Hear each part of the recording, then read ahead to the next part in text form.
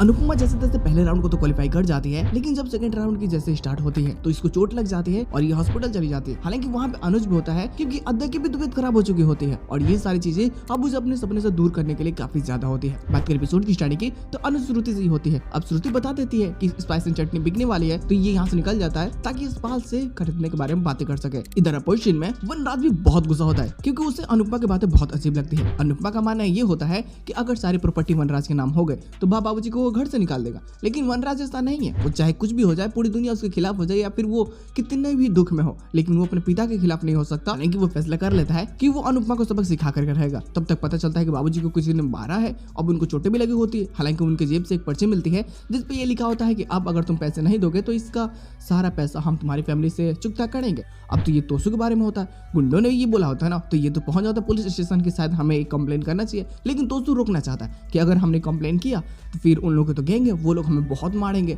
हालांकि अब ये कैसे भी वनराज को कन्विंस कर लेता है कि हम पुलिस कंप्लेंट नहीं करते हैं, लेकिन तब तक वो देखता है कि स्वीटी किसी लड़के के साथ में। अब इस चीज को देखने के बाद में वनराज तो पूरा भड़क जाता है। वो उस लड़के को जाकर पकड़ लेता है, उसको मारता नहीं लेकिन पूरा तक के बहुत दबोचता है और बोल देता है एक आखिरी वार्निंग दे करके कि तू यहाँ पे नहीं आएगा साले, अगर तू आ गया ना मैं तुझे जिंदा गाड़ दूंगा। और बहुत गुस्सा भी होता है। हालांकि वो लड़का यहाँ से चला तो जाता है, लेकिन वो भी धमकी देता है कि मैं आपको सबक सिखाऊंगा बहुत ज़्यादा जरूरी से।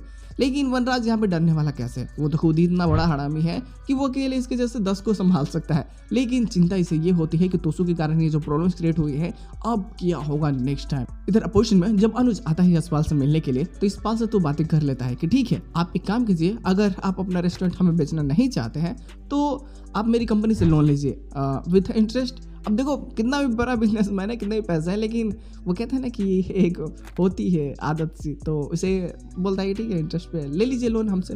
तो यशपाल बोलता है कि ठीक है मैं इस बारे में सोचूंगा कि मुझे पैसों की ज़रूरत है भी या फिर नहीं, क्योंकि पैसों की ज़रूरत है बट वो अनुज से लेना नहीं चाहता कि उसे पता है कि आगे जाकर के कुछ ना कुछ लफड़ा हो सकता है, अभी डर भी रहा होता है। हालांकि यहाँ पे अनुपमा से मुलाकात होती है अनुज की, लेकिन फिर भी वो तो वहाँ से चला जाता है और अनुपमा भी इधर से निकल जाती है क्योंकि उसका कुछ टाइम में कंपटीशन का पहला राउंड ही है। और जब वहाँ जाती है तो जो भी वहाँ के जजेस होते हैं वो इसकी बातों को समझ नहीं पाते क्योंकि इसको ना ही इंग्लिश अच्छे से आ रही होती है, ना ही कुछ माई सेल्फ करके कुछ बातें कर रही होती है बहुत अजीब तरीके से। उसे बोलते हैं कि फिर से आप प्रिपेयर कीजिए और कोशिश कीजिए शायद सेकंड राउंड में आने की, नहीं तो यहाँ तो एपिसोड काफी लंबा खींचता है खुद को, बट प्लॉट्स का मायने यही होता है। हालांकि इसके साथ में एपिसोड की एंडिंग कर दी जाती है, लेकिन इसका पोर्शन वो मजेदार हो जाता है। अब अनुपमा जब सेकंड राउंड की तैयारी कर रही होती है तब तक इसके हाथ में चोट लग जाता है और ये हॉस्पिटलाइज हो जाती है। जब हॉस्पिटल में इसे लाया जाता है तो इसे डॉक्टर बोल देता है कि आपको अरेस्ट करने की जरूरत होगी। हालांकि उससे हॉस्पिटल में अद्या को भी एडमिट किया गया होता है। अब कुछ उसको भी प्रॉब्लम्स होते हैं और वो दोनों एक ही वार्ड में होता है। जब अनुपमा इस चीज को देखती है कि अद्या को भी कुछ प्रॉब्लम्स हुई है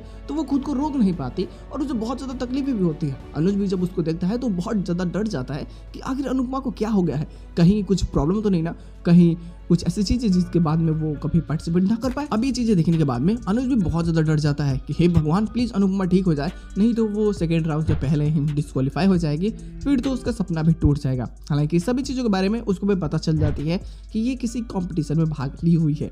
अब क्या होगा क्या नहीं होगा ये तो देखना सच में बेहतरीन होगा कि आखिरकार यहाँ से जैसे वो दोबारा जाएगी उस राउंड में तो कौन कौन से नई मुसीबतें इसे झेलना पड़ेगी।